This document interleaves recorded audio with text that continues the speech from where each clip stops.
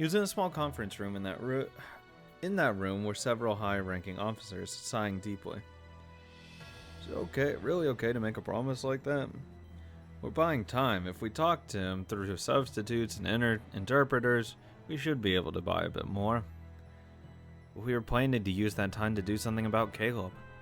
Captain, according to you, we plan to encourage some powerful leaders within the Caleb family to defect and assassinate him. At any rate, we're in trouble. If this gets too big and the GHQ hears about it, everyone in this room will lose their heads. If only we didn't fail to finish him off back then. It's all your responsibility, Captain.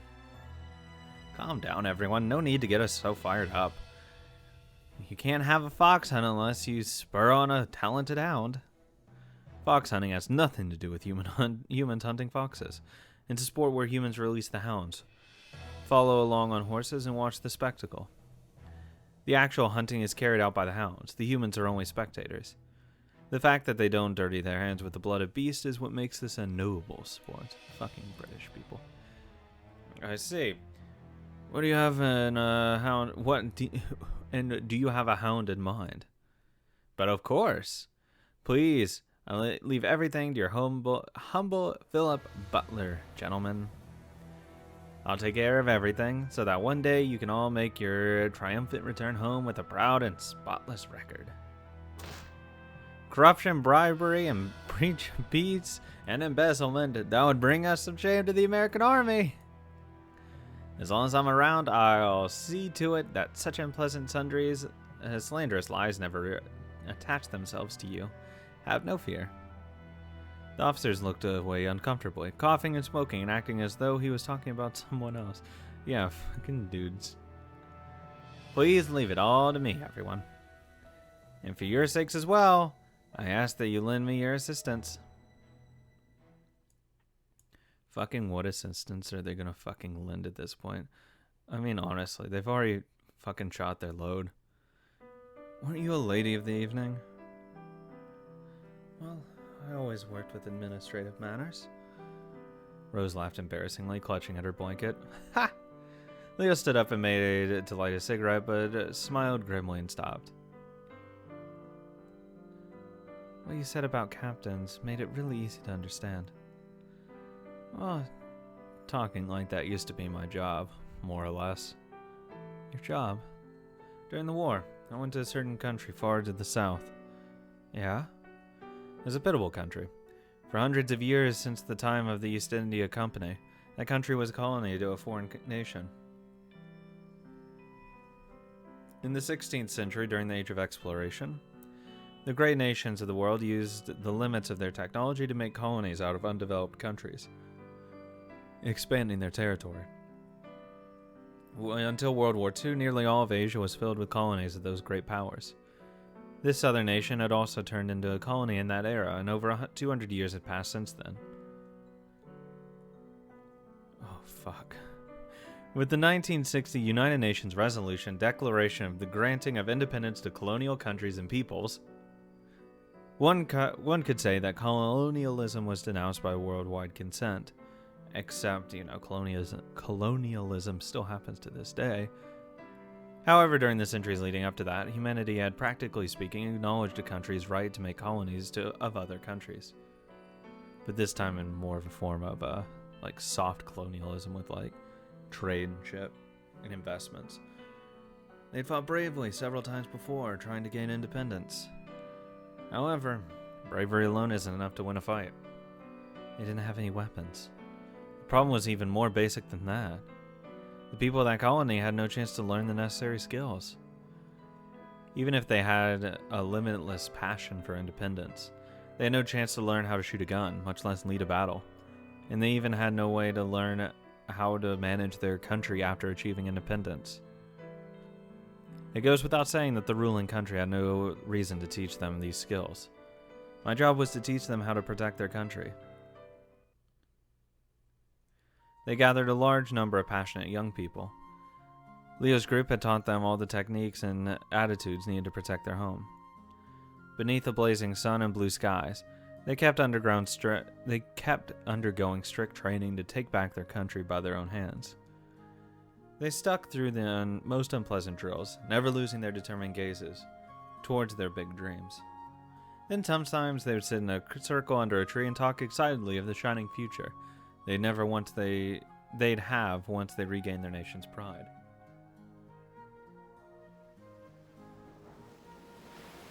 Every last one of them was good, young and good. They all felt pride for their homeland. They burned with enthusiasm at the thought that they might be able to reclaim the national identity they'd lost for over 200 years. To a young Leo, those young people must have shone so brightly. Leo had made an oath with them. When the times came for them to fight for their home's independence, he would fight alongside them. Leo had proudly stated that this is why the Japanese army had come, but they were imperialist and were just going to take it over. Imperialist. To free Asia from colonial rule, that was our country's just cause. Was that really true, or was it just propaganda to spur us on? I don't know. And then on April 1st, 1944, a violent natural disaster broke out across the Japanese island chain. The war came to a sudden end. Even Leo's group was ordered to disarm immediately and return home. After that, troops from the country that had ruled this colony would land again as part of the Allied forces. To young Leo, it sounded like they were being forced to abandon these people who were so enthusiastic about winning their independence.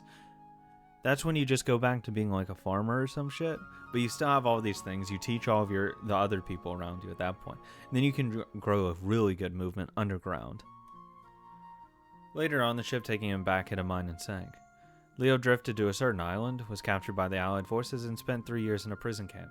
All of these certain islands. In that prison camp, they had been given a historical re-education from the point of view of the Allied forces. Of course, I never accept the enemy's words blindly. Still, a lot of things they said fit. We soldiers departed with just cause of freeing Asia in our hearts. Then we talked about it with young people in that country, sweating together and talking about the future. But it's possible that our higher-ups, even Leo as a low-ranking officer, has seen a lot of things that weren't pretty. While he was a single cog in the army, he had never questioned it particularly. However, looking back now, he wasn't at all confident that their higher-ranking officers really had an honest desire to free those people. It pained him to the point of agony. Then he passed several sleepless nights filled with the confused anger and sadness. Then when he reached his 3rd year in the prison camp, a dullness grew in Leo's once young eyes, as though he'd reached a philosophical understanding, or just gotten older. Everything is pointless. Fucking read Nietzsche, I guess. When I think about talking with them under that blue sky, it makes me want to claw at my head. Their innocent eyes and smiles are now my worst nightmare, tormenting me. I came back to Japan and read a newspaper in the repatriation office. Did it say something about the southern country? Yeah. Even though he'd given up on everything and thought he'd forgotten about it, that country was mentioned there. He had thought their cheap talk would disappear like bubbles, and the original colonists would have returned after 3 years and scattered his former peoples. However, he was wrong. They were forming volunteer armies all over the country and rising up. The day for their real battle had already arrived while Leo was despairing in that prison camp. Right now they're forming volunteer armies all over that country, fighting for their independence. They sweated and trained and dreaming of that day. Even though Leo had sworn to be with them on that day, he had done nothing but lazily wander around this unrecognizable Tokyo. Well, it's not like he could have gone. When he looked up into the sunlight and felt his mind slip into the distance, he always remembered their faces. When the day to fight comes, I'll take a gun and fight with you, even though we were born in different countries. Even though we all swore that to each other, standing side by side, talking of the future.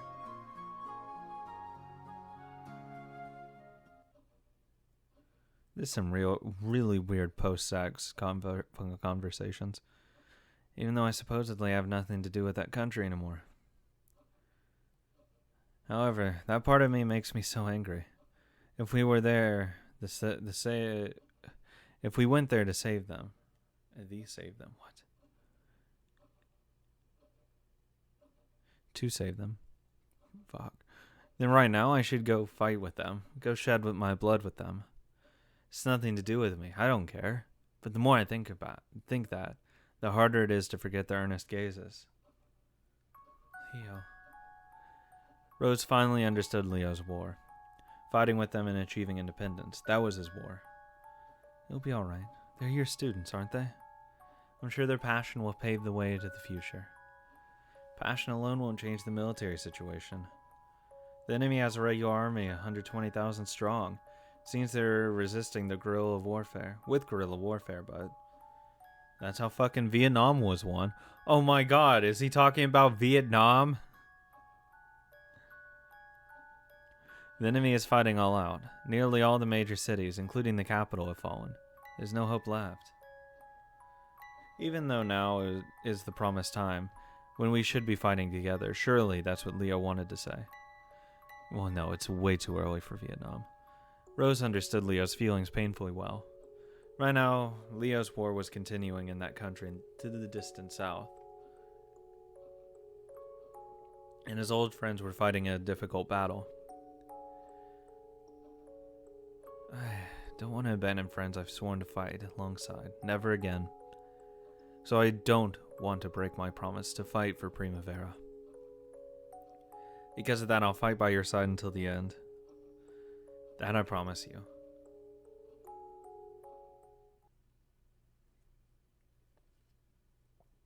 Thank you, Leo. I feel as though I've learned a lot from you today. In more ways than one. And I'll be able to fight until the end. To guide my countrymen as one of your pupils. So, when you finish fighting with me, go and end your war. Rose, I'll keep waiting for you. By the time you come back, your homeland will be reborn into one you can become fond of. I can do it.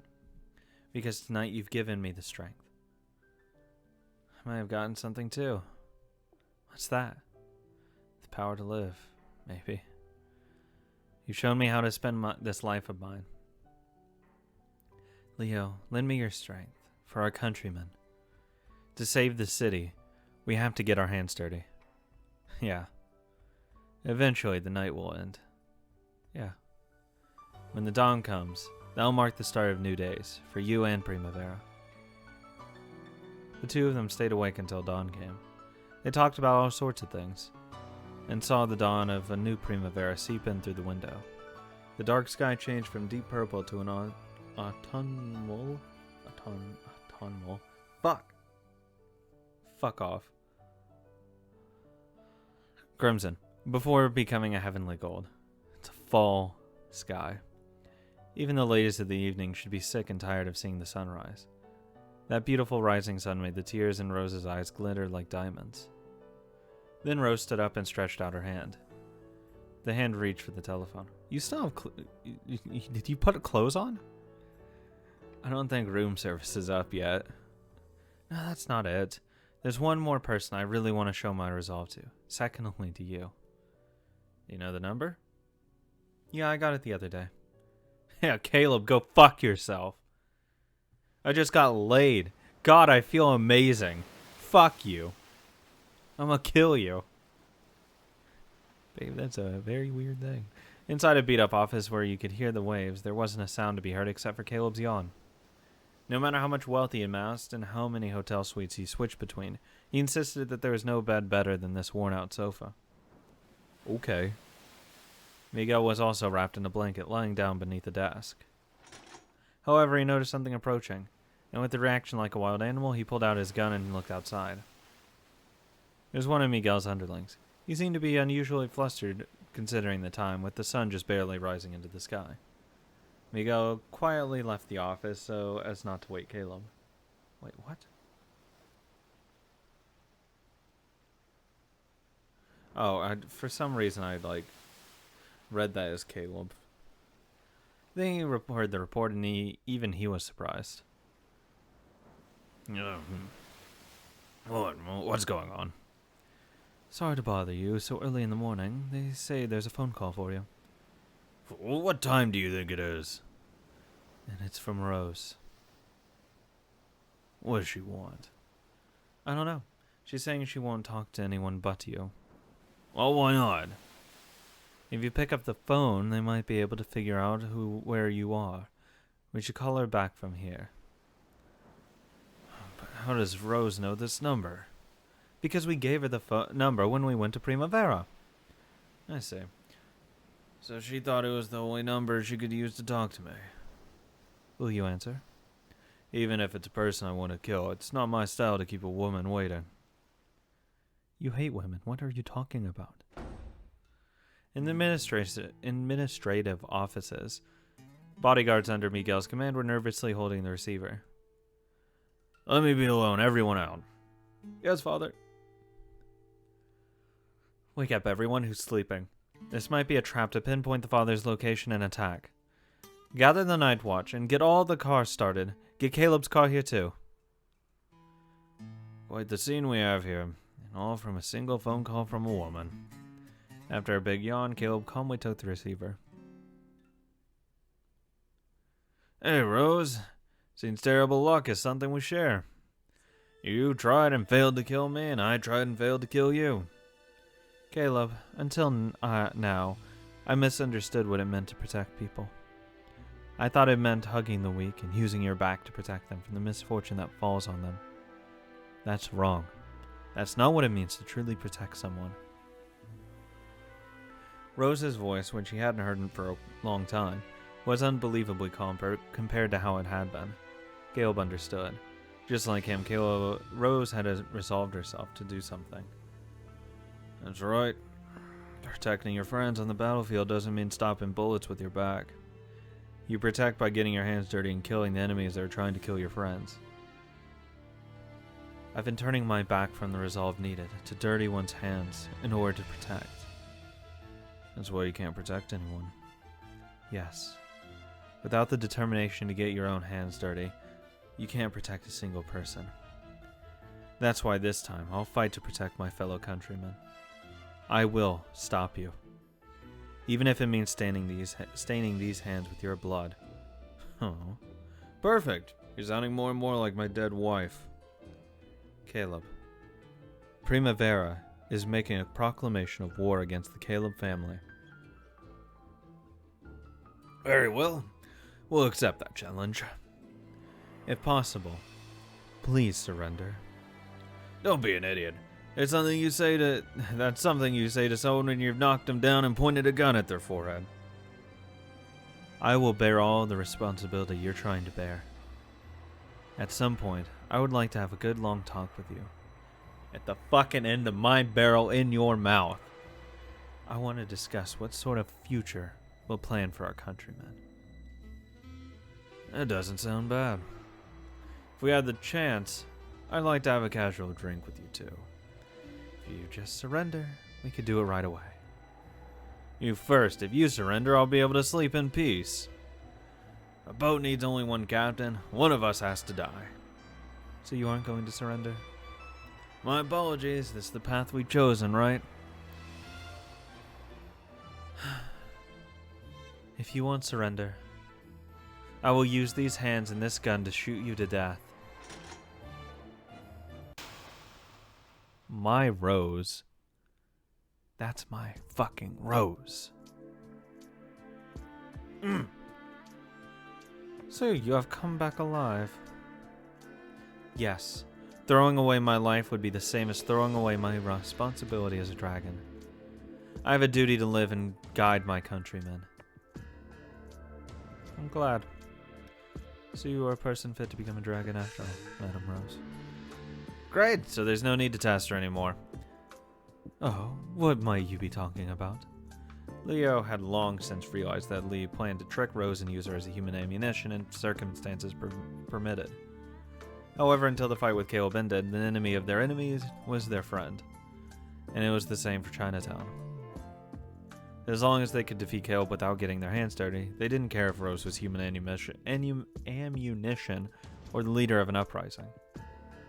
On the contrary, it would be fairly convenient to have someone with connections like Rose in the unstable City 23 after Caleb was gone.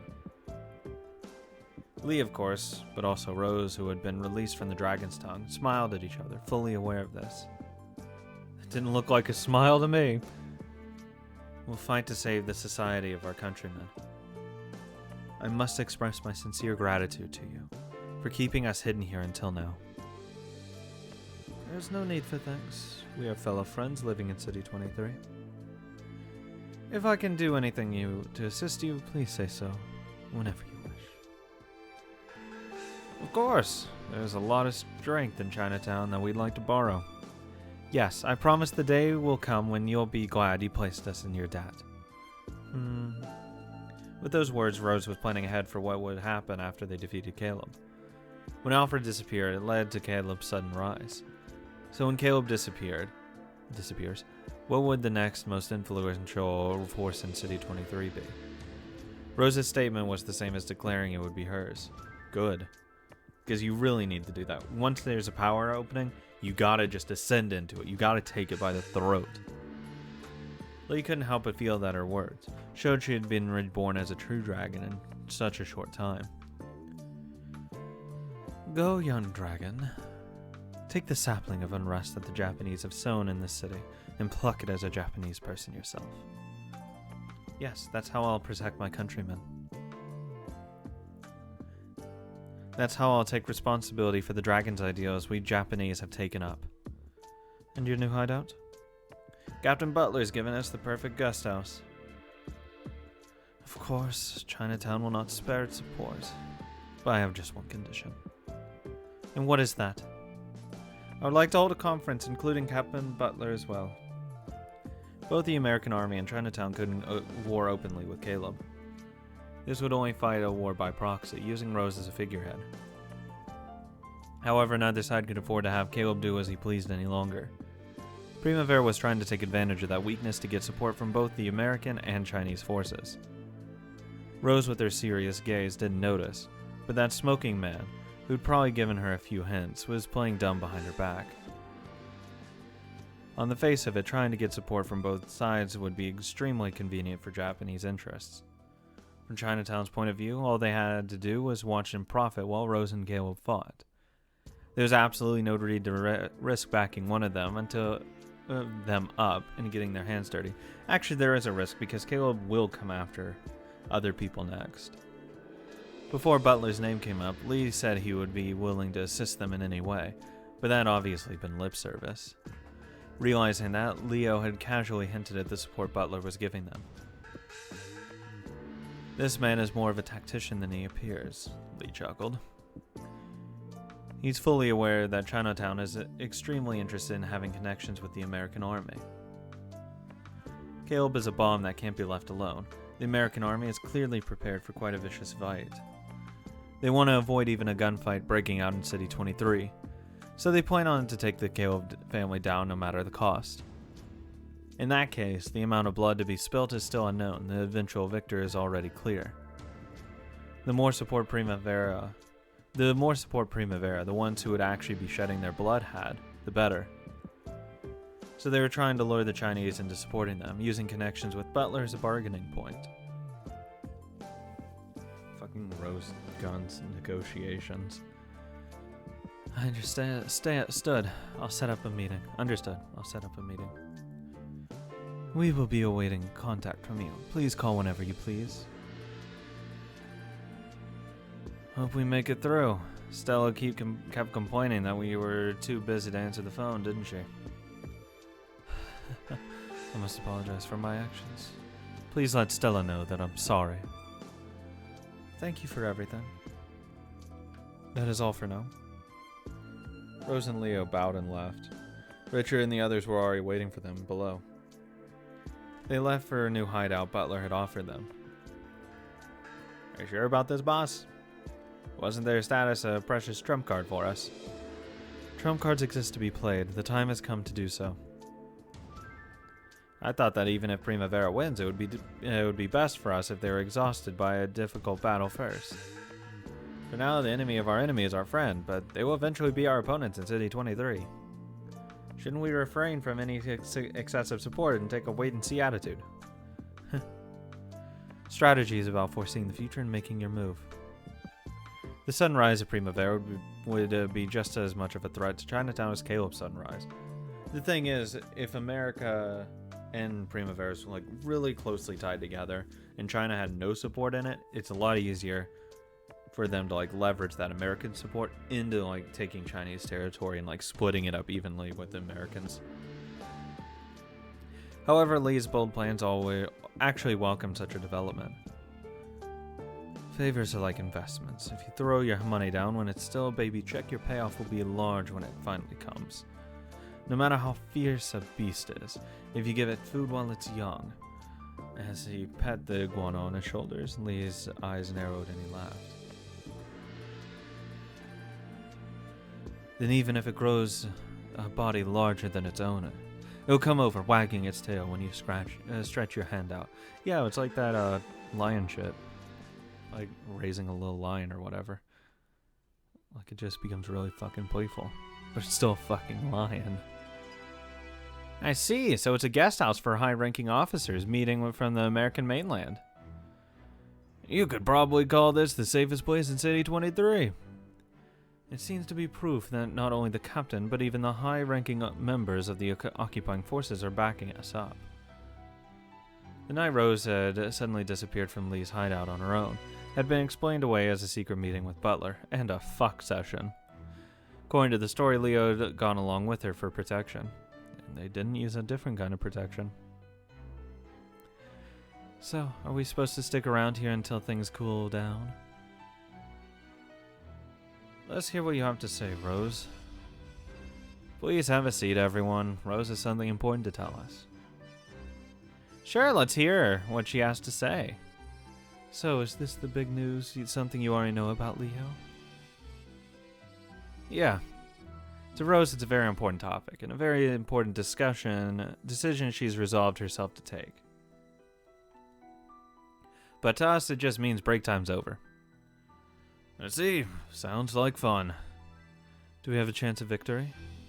Seemed everyone had already guessed what Rose was about to say. Captain Butler and Li are going to support us. You can see how serious the captain is by his offer to let us use his place. Everyone had agreed there.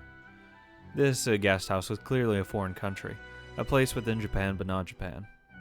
This district was cut off from the outside world, and you couldn't get in without being inspected by the MPs, who surrounded it at all times. Those MPs may have been suspicious of Rose's group.